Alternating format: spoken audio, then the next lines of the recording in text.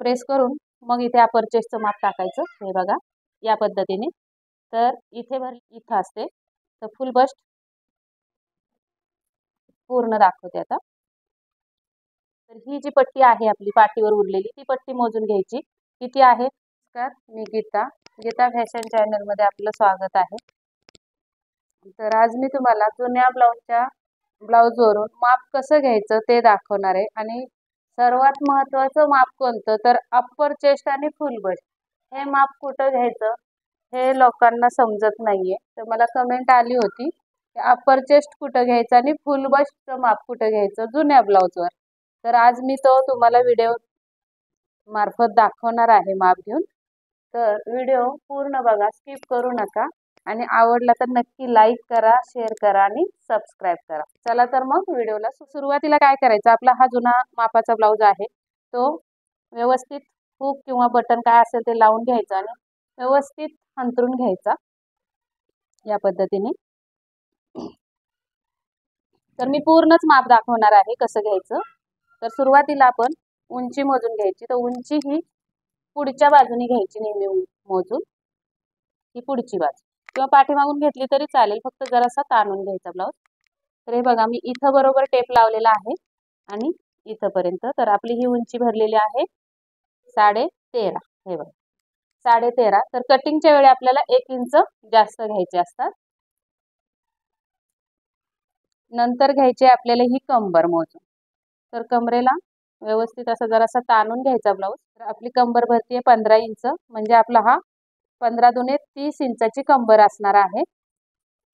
आणि आता सर्वात महत्त्वाचं म्हणजे अप्पर चेस्ट। तर अप्पर चेस्ट ही मुंड्याचा जिथे शेवट आलेला असतो तिथे अप्पर चेस्ट असते। थोडासा बोटाने असा प्रेस करून मग इथे अप्पर चेस्टचं माप टाकायचं। हे बघा या पद्धतीने। तर इथे भरलेला आहे 17.5। तर 17 दुने 34 आणि हे अर्धा 35 इंच अप्पर चेस्ट आलेला आहे या ब्लाउजचं। आता आपल्याला फुल बस्ट या पद्धतीने हुक लावून घेतले आपण सगळे।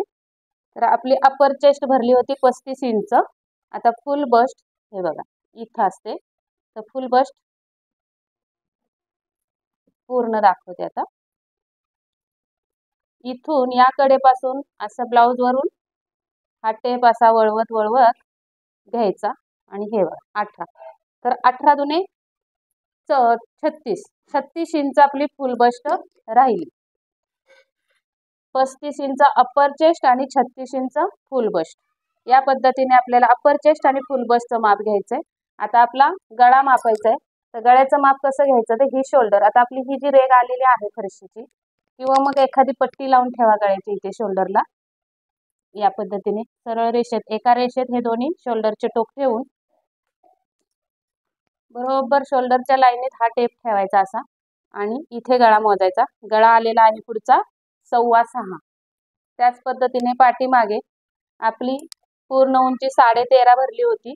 तर ही जी पट्टी आहे आपली पाठीवर उरलेली ती पट्टी मोजून घ्यायची किती आहे तर 3.5। तर 13.5 मधून 3.5 वजा केले तर 10 इंचाचा गळा पाठीमागे येतो। या पद्धतीने हे आपले झालेले आहेत एवढी माप। आता आपल्याला टक्सचा पॉइंट मोजायचा आहे। तर शोल्डरच्या टीप जवळ टेप लावायची आणि हा जो टक्सचं टोक आलेला आहे तिथे थोडं खेचून टक्सचा पॉइंट बघायचा। 9.25 वर टक्सचा पॉइंट येतो आणि जो राऊंड मी घेत असते तर राऊंड बघा क्रॉस पट्टीला जिथे आपण कटोरी जोडतो तिथे आपल्याला राऊंडचं माप मिळतं। तर हे बघा या पद्धतीने राऊंड आलेला आहे 11.5 वर। अशा पद्धतीने जो मी राऊंड म्हणत असते राऊंड 11.5, पॉइंट 9.5 9.25 जो येईल तुमचा तो या पद्धतीने पॉइंट मोजायचा आणि या पद्धतीने राऊंड मोजायचा। गळा पुढचा कसा मोजायचा ते दाखवलं, अप्पर चेस्ट कुठे मोजायची ते दाखवलं, फुल बस्ट कुठे मोजायची ते दाखवलं आणि कंबर उंची तर तुम्हाला येतेच। आता आपल्याला बाही उंची घ्यायची, तर बाही उंची पण आपल्याला शोल्डर पासून टेप लावायचा या पद्धतीने आणि 11 इंचाची बाही उंची झाली।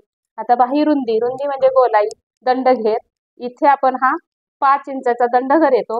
आणि बायसेप कुठे मोजायचा तर बायसेप बघा शोल्डर पासून साधारण 3-3.5 इंचावर किंवा 5 इंचावर घेतलं 5 इंचापर्यंत बायसेप असतो। तर इथे आपल्याला टेप लावून मोजून घ्यायचं, बघायचं 6.25 बायसेप आलेला आहे।